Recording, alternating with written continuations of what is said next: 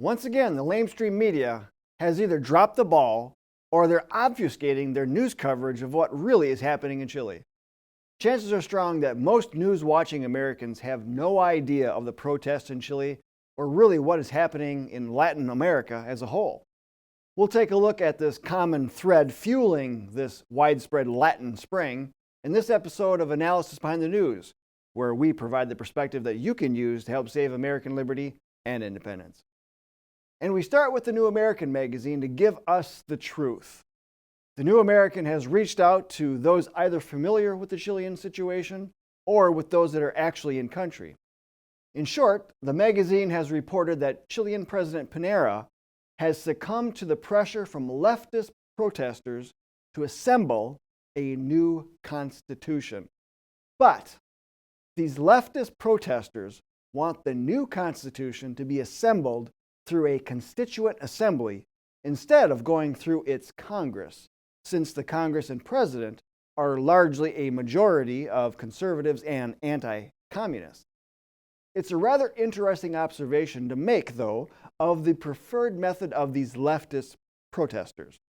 Our own Constitution provides two ways to amend it through Article 5, one through the Congress and another through a convention convened when enough state legislatures have called upon Congress. It's the convention method that most closely aligns with the proposed constituent assembly by the leftist protesters in Chile. The convention here has never been tried since the Constitution has been ratified, but the Constitutional Convention of 1787 was convened to amend our first Constitution, the Articles of Confederation. At that convention, delegates threw out the Articles of Confederation and wrote an entirely new document and relied on a new ratification method to see it adopted.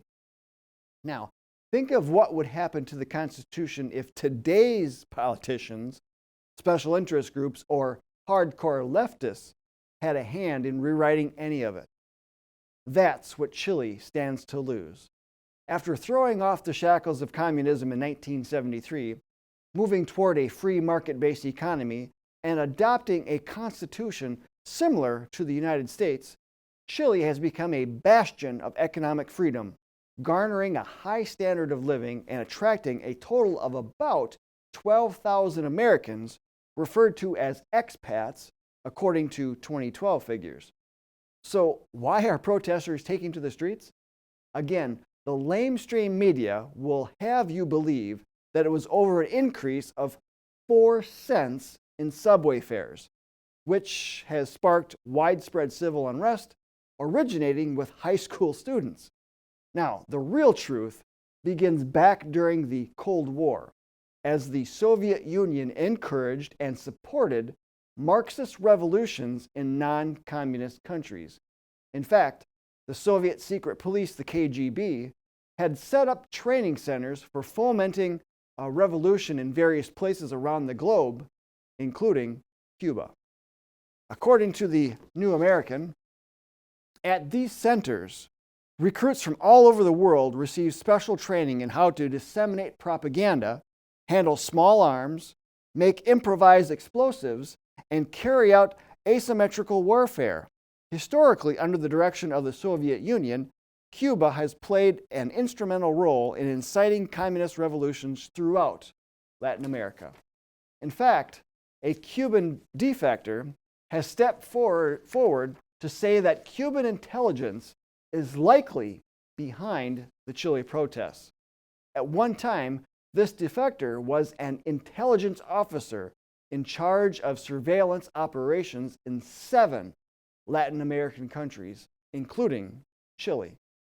This former intelligence officer was quoted as saying, "The activity of Cuban intelligence has as its main objective the penetration with secret agents and trust relationships of all government institutions, security organs, armed forces, political parties, media, universities, indigenous organizations, unions, etc., with the objective of influencing events, destabilizing Chilean democracy, and imposing the geopolitical interests of Cuba in the country and region.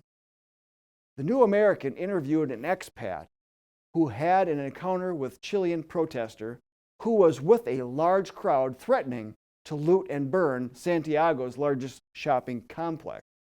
The protester was asked what the crowd hoped to achieve by burning down their own city and shopping centers. The protester responded that the mob's actions were justified because it was revolution. Now, you can believe the lamestream version of these events if you want to, that these are spontaneous protests, but once you begin to see that there is communist or Marxist organization behind it, then you have a better explanation for why this is also popping up in Bolivia, Peru, and Ecuador. This is definitely not a grassroots movement. This is international communism looking to infect freedom and prosperity wherever it finds it. Now, most of the information just presented to you came from the New American magazine. You are encouraged to subscribe to its free Top Daily Headlines email in order to get a daily dose of truth instead of relying on the propaganda from big media. Go to thenewamerican.com or look for the link in the video description. And until next time, we'll see you then.